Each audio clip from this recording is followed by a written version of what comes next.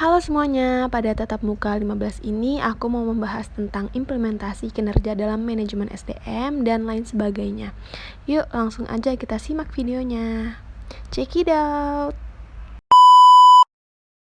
Oke, sebelumnya kenalin, nama aku Angelina Adinda Putri dari 2O Manajemen SDM.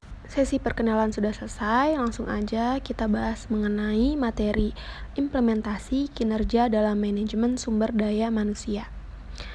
Apa sih implementasi kinerja dalam manajemen sumber daya manusia itu? Langsung aja kita masuk ke materinya. Pada slide pertama ini ada konsep kinerja dalam organisasi. Kinerja menurut Describer dalam Kamus Bantam English Dictionary tahun 1979 yang dikemukakan oleh Prawiro Sentono tahun 1959 berasal dari kata kinerja atau performance. Dari akar kata to perform mempunyai beberapa entities. Yang pertama ada melakukan, menjalankan, melaksanakan. Yang kedua, memenuhi, menjalankan kewajiban suatu nazar. Dan yang ketiga, menjalankan karakter dalam suatu permainan. Yang keempat, ada menggambarkan dengan suara atau alat musik. Yang kelima, melaksanakan atau menyempurnakan suatu tanggung jawab. Yang keenam, melakukan suatu kegiatan dalam permainan. Yang ketujuh, memainkan pertunjukan musik. Dan yang terakhir, melakukan sesuatu yang diharapkan oleh seseorang atau mesin.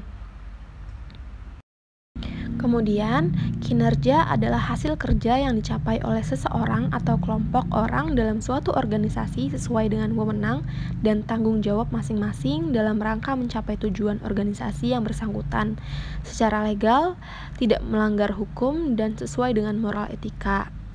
Kemudian, kinerja karyawan dan kinerja organisasi mempunyai kaitan erat. Tercapainya tujuan organisasi tidak lepas dari sumber daya yang dimiliki organisasi, dipergunakan atau dijalankan karyawan yang berperan aktif sebagai pelaku dalam upaya mencapai tujuan organisasi tersebut. Lalu pada slide kedua di sini ada tingkat kinerja. Yang pertama ada kinerja organisasi, merupakan pencapaian hasil pada tingkat atau unit analisis organisasi. Kinerja pada tingkat organisasi ini terkait tujuan organisasi, rancangan organisasi, dan manajemen organisasi. Yang kedua, kinerja proses. Kinerja pada proses tahapan dalam menghasilkan produk atau pelayanan. Ini dipengaruhi tujuan proses, rancangan proses, dan manajemen proses. Dan yang terakhir ada kinerja individu atau pekerjaan. Pencapaian atau efektivitas pada tingkat pegawai atau pekerjaan ini dipengaruhi oleh tujuan pekerjaan, rancangan pekerjaan, dan manajemen pekerjaan serta karakteristik individu menurut Numbler dan Brecht tahun 1995. Kemudian di sini ada pekerjaan dan kinerja organisasi. Fungsi pekerjaan atau kegiatan yang terkait dengan kinerja organisasi atau perusahaan adalah sebagai berikut. Yang pertama ada strategi organisasi, yang kedua ada pemasaran, yang ketiga operasional, yang keempat tentunya SDM, dan yang terakhir adalah keuangan. Lalu pada slide terakhir ada definisi kinerja. Menurut Roux and Biar tahun 1981, kinerja merupakan pencapaian hasil. Menurut Interplan tahun 1999, kinerja merupakan terkait operasi, aktivitas program, dan misi organisasi.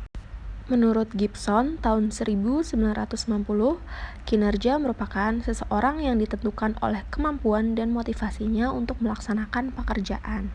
Lalu menurut Bernardin dan Russell tahun 1993, kinerja merupakan pencatatan hasil-hasil yang diperoleh dari fungsi-fungsi atau pekerjaan atau kegiatan tertentu selama kurun waktu tertentu.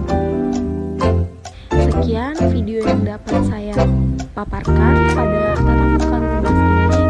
Kurang lebihnya mohon maaf. Semoga yang menonton dapat memahami dan dapat mengambil ilmu-ilmu yang ada di dalamnya.